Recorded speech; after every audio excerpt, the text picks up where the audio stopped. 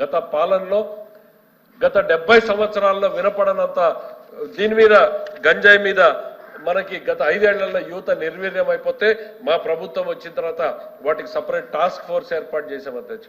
అది మా చిత్తశుద్ధి అనేటువంటిది చెప్తున్నాం అధ్యక్ష. మరి ఇంటర్ కాలేజీ విద్యార్థులకి ఉచితంగా బ్యాగులు పుస్తకాలు గత ప్రభుత్వం రద్దు చేస్తే మేము మళ్ళీ పునరుద్ధరించడం జరుగుతోంది అధ్యక్ష.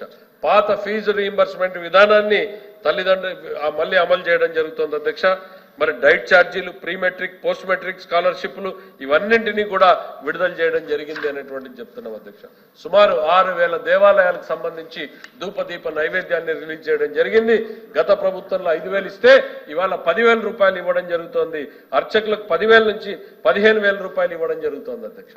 మరి అట్లానే కేంద్ర ప్రభుత్వంతో మాట్లాడి ఆంధ్రప్రదేశ్ ప్రభుత్వానికి ఎన్నడూ లేనటువంటి విధంగా దాదాపు 9,151 కోట్ల కేటాయింపుల్ని అదనంగా తీసుకురావడం జరిగింది రైల్వే బడ్జెట్ లో అనేటువంటిది ఈ సందర్భంగా చెప్తున్నాం అధ్యక్ష. అట్లానే పన్నుల వాటాని కూడా గతంలో కన్నా ఎక్కువగా 5,776 కోట్ల రూపాయలని ఈరోజు కేంద్రం నుంచి సాధించుకున్నాం అన్నటువంటి విషయాన్ని కూడా చెప్తున్నాం అధ్యక్ష.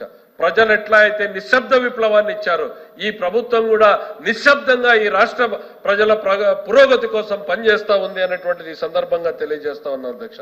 అట్లనే తెలంగాణ నుంచి 2,547 కోట్ల రూపాయలు 10 సంవత్సరాల నుంచి పెండింగ్ ఉంటే అధ్యక్ష కేవలం 4 నెలల్లో మేము కేంద్ర ప్రభుత్వ జోక్యంతో కేంద్రం నుంచి ఆ డబ్బులు మనకు వచ్చే రకంగా చేసుకున్నాం అధ్యక్ష.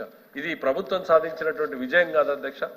5 సంవత్సరాలలో కనీసం మీటింగ్ పెట్టుకోలేకపోయినటువంటి వీళ్ళు మా ముఖ్యమంత్రి గారు తెలంగాణ ముఖ్యమంత్రితో మాట్లాడారు. సమస్య పరిష్కారం కాకపోతే కేంద్ర జోక్యం చేసుకొచ్చి వీటిని విడుదల చేయించుకున్నాం అన్నటువంటి విషయాన్ని సందర్భంగా చెప్తున్నారు. ముఖ్యమంత్రి చంద్రబాబు నాయుడు గారు ఇవాళ ఢిల్లీకి వెళ్ళారు అంటే వారంలోనో 10 రోజుల్లోనో ఈ రాష్ట్ర ప్రజానీకానికి ఏదో ఒక మంచి వార్త ఏదో ఒక అభివృద్ధి కార్యక్రమం ప్రకటన కేంద్రం నుంచి వస్తా ఉంది అధ్యక్ష. అదే గత పాలనలో ముఖ్యమంత్రి గారు ఢిల్లీకి వెళ్తే ఆ కేసుల వాయిదాల గురించో కేసుల్లో జాప్యం చేసుకునే దాని గురించే చర్చ జరిగింది తప్ప ఏ రోజు రాష్ట్ర ప్రభుత్వ అభివృద్ధి గురించి జరగలేదు అనేటువంటిది ఈ సందర్భంగా చెప్తున్నాం అధ్యక్ష. డాక్రా మహిళలకి అప్పుల్ని 5 లక్షల నుంచి 10 లక్షల రూపాయలకు పెంచడం జరిగింది అధ్యక్ష. అన్ని జిల్లా హాస్పిటళ్లలోనూ సిటీ స్కాన్లను ఏర్పాటు చేయడం జరుగుతోంది.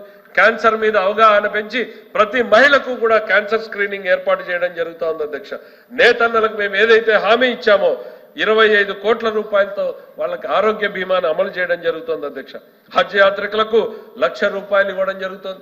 ఇమాంలకి మౌజన్లకి 10,000 రూపాయలు 5,000 రూపాయలు గౌరవ వేతనం ఇవ్వడం జరుగుతోంది అధ్యక్ష. బీసీ రక్షణ చట్టానికి రూపకల్పన చేయడం జరుగుతోంది అధ్యక్ష.